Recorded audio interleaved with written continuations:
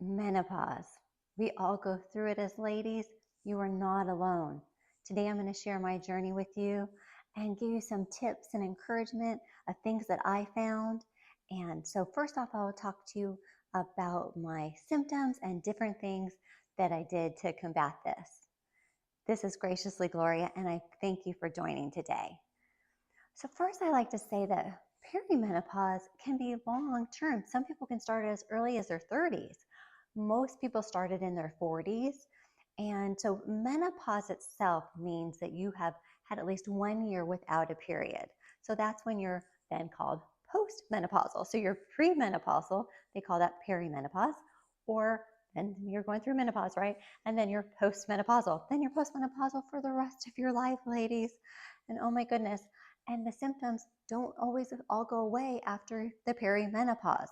But the other thing I want to say is that there's not a lot of education out there. So I feel like, when you're younger, they teach you a lot about puberty, and we all are aware of what it was like to go through puberty. And I kind of feel like going through perimenopause is kind of like going through puberty all over again. You're like, well, what is happening to me? This is crazy. Am I alone in this? Do my friends have this? What symptoms do they have? Is this normal? So know that these things are normal. All these changes happening are normal. We all go through it to various degrees of various symptoms. I'm going to share with you some of my symptoms. The other thing I'd like to say is that it's kind of hard to find the right doctor to help you. And I encourage you, if your doctor's not listening to you, to find one that will. And there's some online resources too, like MIDI Health, that could help. I found a great local doctor who is listening to me and is helping me through this journey. The other thing I like to say is I am not a medical doctor, obviously. And so, this advice today is just my personal opinion and things that I have learned on my journey. I am going to put a lot of resources in the description of different doctors that I would recommend that you watch some of their videos, and they're really informative. And so I hope that that helps you too. So first, let's talk about some of my various symptoms. And when I was writing it down, I thought, oh my goodness, that is kind of like a lot of symptoms. So, there's a few that I didn't really have that others may have. But there's plenty that I had going through this. So first off, hot flashes. Let's talk about those. Oh my goodness. So I would be at work, and if something just like slightly annoyed me, my face would turn bright red. I would feel like I'm overheating. I would feel so hot. And so that can be a problem. Then let's talk about dry skin. Oh my gosh, my skin was so dry, and I want to put extra lotion on it. Tip there is putting some lotion on right after the shower. That helps with dry skin. Also drinking extra water. Fatigue, tiredness, and low energy. Do you feel like, oh my gosh, I'm just exhausted. What is wrong with me? I didn't even do that much. Or if you did a lot, then you're also extra exhausted. Feeling drained emotionally at times. Feeling drained emotionally at times, I liken that to puberty, where you're just like, oh my gosh, I'm extra, right? I'm extra angry, I'm extra sad, I'm extra this. And then you just feel emotionally drained, like, what is going on with me? And you might be extra irritable, and you may not feel yourself at times. Anxiety, anxious panic attacks, feeling harder to cope with stress. Like, it's harder. I thought, like, I got this. Here I am in my late 40s, early 50s, right? And I'm thinking, I got this. I know how to cope with my stress. And then all of a sudden I feel like I'm not coping as well as I used to. Weight gain and belly fat. And that is not fun, right? Because you're thinking, I know kind of what to eat to be a certain weight. And then all of a sudden you're eating that same thing and you're still gaining the weight. Waking up in the middle of the night and going to sleep is hard too, right? So waking up in the middle of the night, I wake up like clockwork at 3 a.m. to have to go to the bathroom. This has been going on now for, I don't even know, 7 years maybe. That has not changed. That keeps happening. Now, one thing that has helped to get to sleep is I did start progesterone, and we'll talk a little bit later about some hormones. Thinning hair, hair loss, and dry hair. I did a whole separate video on thinning hair and things I did to combat that. And you might see some of my very different flyaways that I try to handle, but it's a good problem to have these flyaways because I'm excited that my hair is growing more. Brain fog and memory. Oh my gosh, you walk into the kitchen and you're like, what was I going in here for? And then you don't remember. And that seems to happen more often than it did before. Moody and you weep easily. Oh my goodness, I'm like, that's making me super emotional. Someone shares a story, I'm like, I have empathy for you. But then all of a sudden I'm like crying about it. And that's like my extra empathy where I'm just like, wow, that's making me super emotional. Itchy ears. Now this is a really weird one. And I had saw a video that someone was talking about different menopause symptoms, and I have itchy ears, and I didn't even know that could have been related. And I was like, oh my gosh, that's a thing, that I'm having that, and that is a thing. Sore joints. You're like, a little extra achy now. Muscle tensions, and I had special muscle tension in my calves, especially during perimenopause. Clumsiness. You're like, what? I'm walking and like, what? I just like walked practically into that wall. Like, I know spatial awareness. All of a sudden you feel like you don't as much. Vertigo and dizziness. Now that's been happening, and I've been trying to figure that out because it's happening more than I think it should. I'm actually going to some physical therapy to help with that because I feel like that's kind of a bigger issue than it should be. Dry mouth and eyes, just everything dry. I keep water by my bedside. I put eye drops in the morning. That kind of helps that. Just general itchiness of your skin. Sweating more. And what is up with this? Like, deodorant that used to work really well is not working as well. And I'm trying to find the right one, and I've tried different ones. A little tip there, you can take witch hazel and kind of clean your armpits, and that kind of helps take the smell away, and do that before you put on some fresh deodorant.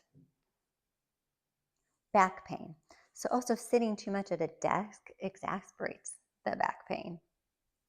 Stretching and getting up to walk throughout the day. If you have a job, for example, that you're sitting a lot, stretching and getting up to walk, those two things are going to help that.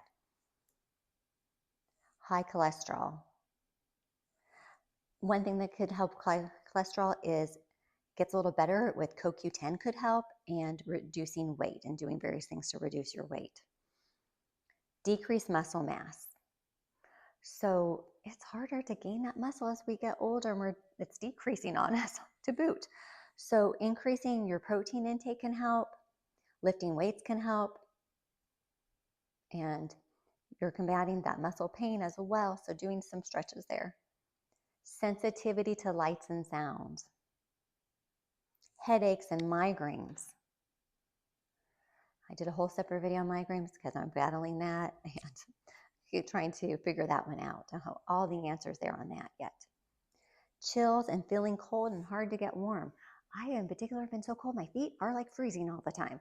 I feel like I'm 10 degrees different than my husband at all times of the day. I want to always carry like a little extra sweater, cardigan, something in this air conditioning too, because it's making me even colder than I already was. Nausea and increased appetite. Increased allergies like to pollen and dust. So those are the different symptoms, and I kind of shared with you a few of the different things that I do to combat it, but kind of wanted to dive into that a little bit more. So I went the hormone replacement route. I initially was doing an estrogen patch and a progesterone pill that I would take before bed. And then the patch I would have to change out. Now, I would say I was still battling. It helped with different things. Like it helped with the hot flashes, for example. Saw a huge reduction in that. Helped with some of the other various symptoms too. Then I noticed, you know what, still I was feeling fatigue more than I thought I should. Felt like more like I was losing muscle mass. So talked to my doctor about what about the possibility of adding testosterone, because women baseline, we do have a certain amount of testosterone. And so you want to replace that, but not replace that at a man's level, but replace it at how much a woman should have. So the doctor, who is well versed in different hormones, will understand how much to give you and how much would be too much for a woman. So she gave me then instead a combination pill of estrogen and testosterone to take. I take that in the morning, and then I do my progesterone pill at night. And I'm going to say that I'm personally a fan of hormones. I feel like they helped with a lot of my symptoms, but I'm going to tell you there's no medicine that solves all the issues, okay? Because you're still going to have some of these different symptoms, but it is going to help a lot. And there's also research that shows that hormones not only can help with your different menopause symptoms, but it can help reduce your risk for things like osteoporosis, heart disease, some other things like that. So those are important things to consider when you're taking hormones. That's going to help with other things as well. I know a lot of people are afraid of the idea of hormones because of a study that was done more than 30 years ago. And they have found that study to be flawed. And the newer research shows more the safety of hormones. But I'm not here to tell you what to do this or not to do this. I'm just sharing what I've done. And I encourage you to do your own research and determine really what's best for you. Because in addition to hormones, let's say you don't want to do hormones or you do want to do hormones, but there's like different supplements that you can take. So I'd encourage you to look into those as well. I tried some different supplements initially before I was on like my path to my, the hormone replacement. But sea buckhorn oil is one, for example, that helps with dryness, just overall dryness of your skin and vaginal dryness. Collagen is important. That's going to help, especially with your hair and like the thinning hair. Dry skin, things are going to help with that, or like a moisturizer.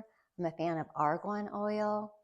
And I use just a gentle body wash, the Aveeno body wash. Exercise, walking, yoga, and dance. So I love to just put on some music and just do a random dance party, ladies. So just that is going to boost your mood. So, all this emotional stuff that's happening can be so tiresome and you're so drained. And here's the thing. When you move and when you exercise, you think at the time, what I need to do is just rest, and that's probably going to help me feel more energy.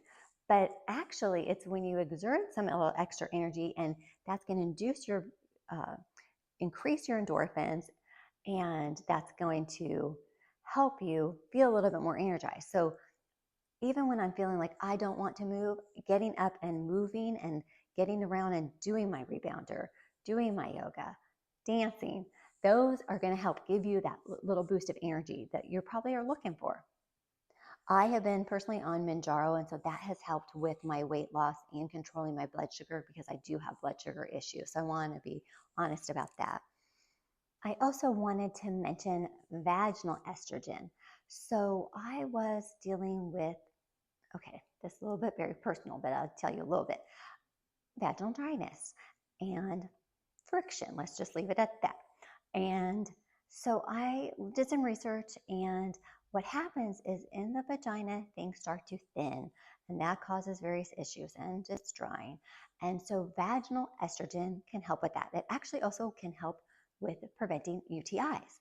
Now, people can be a fan of the vaginal estrogen, even those who don't want to take systemic estrogen, where that means it's going through your whole body, like a pill, like a patch. So the vaginal estrogen is just staying localized. And so you can do that, and it's just going to affect just that area. So I did start that recently, just about a month ago. So I am new to that, and my doctor did say it is going to take a while of regular use to make a difference.